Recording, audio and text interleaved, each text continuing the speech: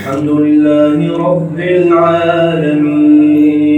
الرحمن الرحيم مالك يوم الدين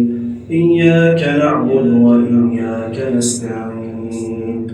اهدنا الصراط المستقيم صراط الذين أنعمت عليهم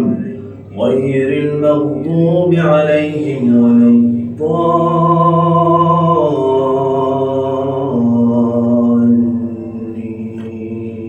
ألم تر كيف فعل ربك بأصحاب الفيل ألم يجعل كيدهم في تضليل وأرسل عليهم طيرا أبابيل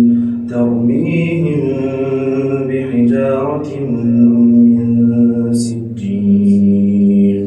فجعلهم كعصف مأكول.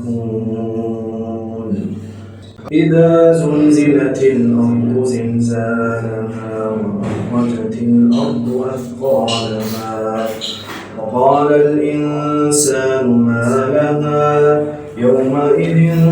تحدث أخبارها بأن ربك أوحى لها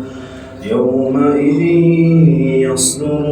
الناس أشتاتا ليروا أعمالهم فمن يعمل مثقال ذرة خيرا يره ومن يعمل مثقال ذرة شرا